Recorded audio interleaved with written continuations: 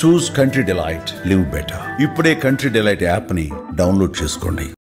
తల్లిదండ్రి మీద దయలేని పుత్రుడు, పుట్టనేమి వాడు గిట్టనేమి, పుట్టలోని చెదలు పుట్టదా గిట్టదా, విశ్వదాభిరామ వినురవేమ.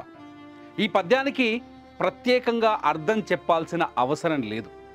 ఎందుకంటే మనం నవేడేస్ చాలా వీడియోస్, చాలా స్టోరీస్ చూస్తున్నాం, చాలా సార్లు వింటున్నాం, చాలా కథలు వింటున్నాం. చాలామంది పిల్లలు తల్లిదండ్రుల్ని చూడడానికి ఇష్టపడట్లేదు. తల్లిదండ్రుల్ని భారం అనుకుంటున్నారు. వాళ్ళ భుజాల మీద పెరిగి, వాళ్ళ చేతుల్లో పెరిగి, వాళ్ళ రెక్కల కష్టం తిని, వాళ్ళ ఫ్యూచర్ని వదులుకొని పిల్లల్ని పెంచి పోషించి ప్రయోజకుల్ని చేస్తే ఆ పిల్లలు తల్లిదండ్రులు చూడడానికి కనీసం మనసు రావట్లేదు. నేను చాలా వందల స్టోరీస్ చూస్తూ ఉన్నాను. నేను చూసిన స్టోరీస్లో చాలా బాధగా అనిపించిన ఒక స్టోరీ ఈ మధ్య కాలంలోనే మీరు సుమన్ టీవీలో చూడొచ్చు. సిద్దిపేటలో ఒక తండ్రి 30 ఎకరాల భూమిని తన పిల్లలకు పంచిచ్చిన తర్వాత ఆ తండ్రికి కనీసం గంజి నీళ్ళు కూడా పోయిన పరిస్థితి ఏర్పడ్డది.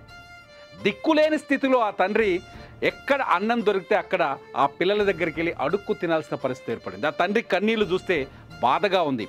ఒక అప్లికేషన్ దరఖాస్తు పత్రం పట్టుకొని కలెక్టరేట్కి వచ్చి తన బాధను వెళ్ళగక్కాడు. ఆ వీడియో సుమన్ టీవీలో ఉంది, మీరు చూడొచ్చు.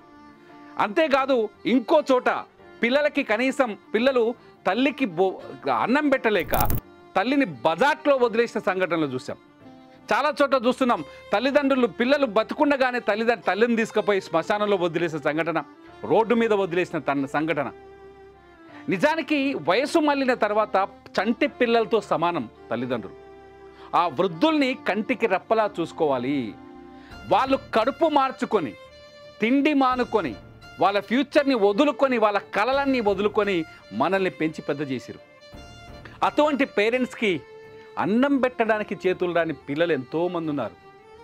వీళ్ళు కార్లలో తిరుగుతారు, తండ్రిని రోడ్డు మీద వదిలేస్తారు. వీళ్ళు బండి మీద తిరుగుతారు, తండ్రిని పట్టించుకోరు. వీళ్ళు హీరోలు అయ్యారు ఎలా?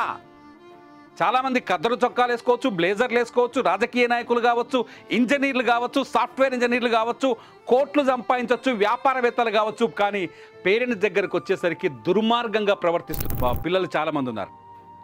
ప్రభుత్వ ఉద్యోగుల్లో కూడా స్వార్థం. భార్య వచ్చిన తర్వాత తల్లికి అన్నం పెట్టడానికి ఇష్టపడని కొడుకులు చాలామంది ఉన్నారు. చెప్పుకుంటే సిగ్గనిపిస్తుంది ఇటువంటి మాటలు. ఇటువంటి వారికి శిక్ష విధిస్తామా? ఏ శిక్ష పడాలి? ప్రభుత్వం దగ్గరకు వచ్చే దరఖాస్తుల్లో నిన్న ముఖ్యమంత్రి రేవంత్ రెడ్డి ఒక సమీక్ష నిర్వహిస్తే ప్రభుత్వం దగ్గరకు వచ్చే దరఖాస్తుల్లో ఎక్కువ మంది వృద్ధ తల్లిదండ్రుల దరఖాస్తులు కూడా ఉన్నాయి. అయ్యా ప్రభుత్వ అధికారులు, అయ్యా ప్రభుత్వం, దయచేసి మా పిల్లలు మాకు తిండి పెట్టట్లేదు, మా పిల్లల్ని మందలించండి అంటున్నారు. మందలించండి, మాకు అన్నం పెట్టించండి వేరుకుంటున్నారు. సరిగ్గా ఈ నేపథ్యంలోనే ముఖ్యమంత్రి రేవంత్ రెడ్డి, తెలంగాణ ముఖ్యమంత్రి రేవంత్ రెడ్డి అధికారులకు ఒక అద్భుతమైన సూచన ఇచ్చినట్టుగా తెలుస్తుంది. నేను ఒక తండ్రికి కొడుకునే నేను దాన్ని యాక్సెప్ట్ చేస్తున్నా. ముఖ్యమంత్రి రేవంత్ రెడ్డి ప్రపోజ్ చేసిన ఆ ప్రపోజల్ని నేను యాక్సెప్ట్ చేస్తున్నా.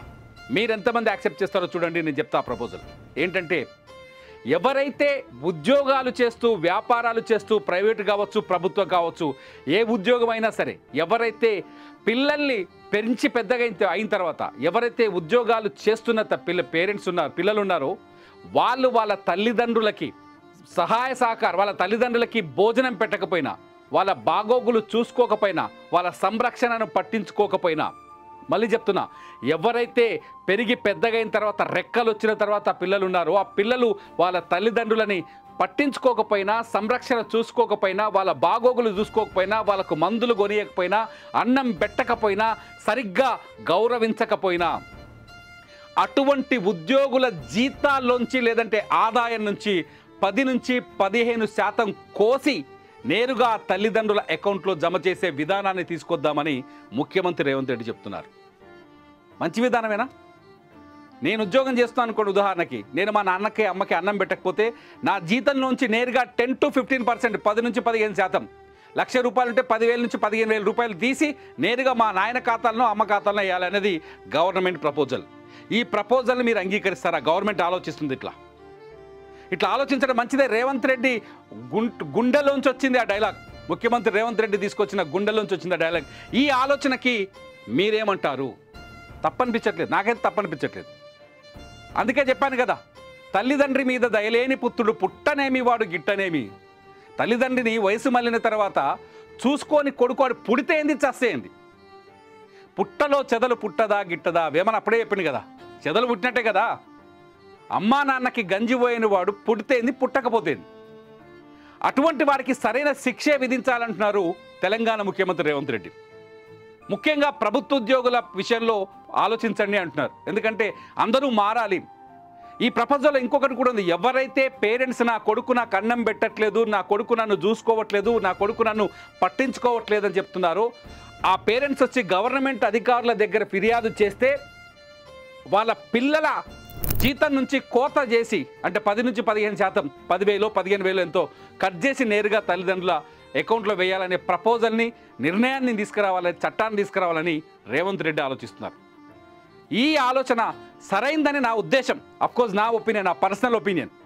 ఈ విషయాన్ని మిగతా వాళ్ళకు తెలియజేసే ఉద్దేశంతో నేను ఈ వీడియో చేస్తున్నా.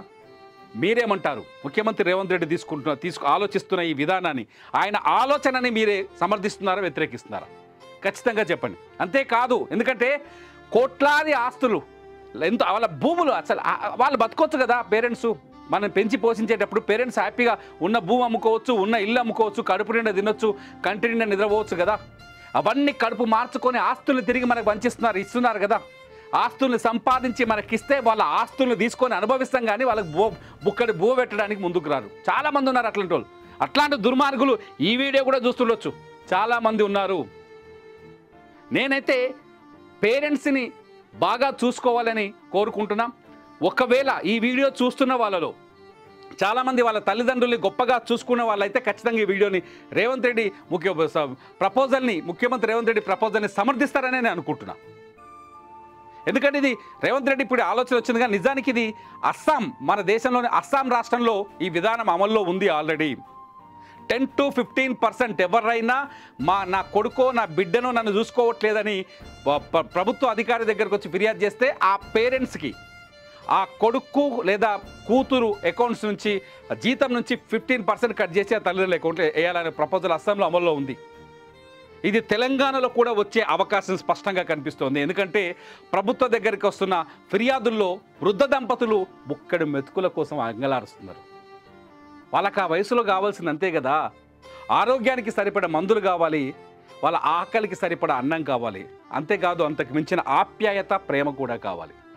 వాళ్ళ కష్టాన్నే మనం అనుభవిస్తున్నాం. వాళ్ళ ఆస్తిని ఇచ్చినా ఇవ్వకపోయినా మనల్ని పెంచి పెద్ద చేశారు కదా. మీరేమంటారు? ముఖ్యమంత్రి రేవంత్ రెడ్డి ఆలోచిస్తున్న ఈ విధానాన్ని, తల్లిదండ్రులకి గంజిపోయని పిల్లల జీతం నుంచి 10 నుంచి 15% కట్ చేసి తల్లిదండ్రులకి నేరుగా వాళ్ళ అకౌంట్లో వేయాలనుకుంటున్న ముఖ్యమంత్రి రేవంత్ రెడ్డి ఆలోచనని మీరు సమర్థిస్తున్నారా, వ్యతిరేకిస్తున్నారా? ఈ వీడియో కింద కామెంట్ చేయండి. తప్పనిసరిగా మీ అభిప్రాయాలపైన నేను మరో వీడియో చేస్తాను. చూస్తూనే ఉండండి సుమన్ టీవీ.